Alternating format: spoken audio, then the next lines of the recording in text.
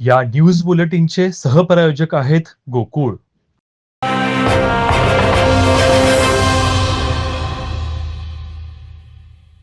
शहराला पाणीपुरवठा करणारी थेट पाईपलाईन योजना तसेच गरजेच्या वेळी उपयोगात यावी म्हणून राखीव ठेवलेली शिंगणापूर योजना या दोन्ही योजनांमध्ये वारंवार होणाऱ्या बिघाडामुळे गेल्या वर्षभरापासून शहरात पाणी सारखी परिस्थिती वारंवार उद्भवत आहे. पाणी वितरण यंत्रणेत असलेल्या अडचणी गेल्या अनेक वर्ष सोडवल्या गेल्या नाहीत.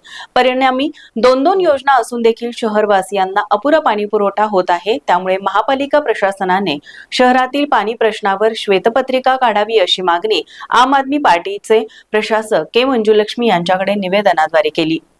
गेल्या अनेक दिवसांपासून कोल्हापूरकरांना अपुऱ्या पाणी पुरवठ्याच्या समस्येनं हैराण केलंय.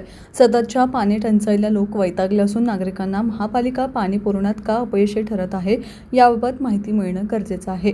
त्यामुळे महापालिका प्रशासनाने शहरातील पाणी प्रश्नावर श्वेतपत्रिका काढावी अशी मागणी आम आदमी पार्टीने प्रशासक के मंजुलक्ष्मी यांच्याकडे निवेदनाद्वारे केली आहे. यामध्ये अमृत 1 व अमृत 2 योजनांच्या कामाची सद्यस्थिती, योजनेतून केलेल्या 12% संप, क्रॉस कनेक्शन व कार्यान्वित यंत्रणा, थेट पाईपलाईन योजनेतील अडचणी जसे की ओव्हरहेड ट्रान्समिशन लाईनमध्ये वारंवार बिघाड होणे, बिल न मिळाल्याने कन्सल्टंट कंपनीकडे दिलेल्या जबाबदाऱ्या पार न पाडणे, योजनेच्या हार्डवेअर सॉफ्टवेअरमध्ये बिघाड झाल्यास त्याचा ॲक्शन प्लॅन असणे, शहरांतर्गत पाणी वितरण व्यवस्थेतील अडचणी, पाणी पुरवठा बंद पडल्यास टँकरद्वारे केले जाणारे नियोजन, शहरातील अनेक ठिकाणी असणारी मोठी गळती, पाणी बिल वसुलीत येणाऱ्या अडचणी, अनधिकृत कनेक्शन शोध मोहिमेसाठी करत असलेल्या उपाययोजना या सर्व मुद्द्यांना अंतर्भूत करून श्वेतपत्रिका काढण्यात यावी अशी आग्रही मागणी संदीप देसाई यांच्या शिष्टमंडळानं केली आहे.